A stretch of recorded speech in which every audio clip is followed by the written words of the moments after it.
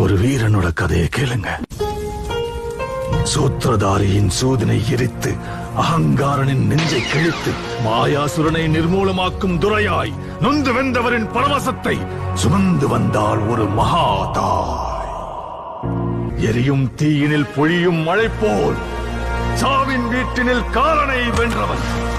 ஆணவத்திற்கு எதிராய் கிளர்ச்சி ரூபத்தில் லங்கேஸ்வரனுக்கு எதிராய் வில்லேந்தி நின்றான். சீருகிற சிங்கம் வீரன் ஒருவனின் கதை, இதீனை வென்ற வீரன் ஒருவனின் கதை. வேட்டைக்காரரை வேட்டையாட ரணவேட்டையனாய் வந்தான்.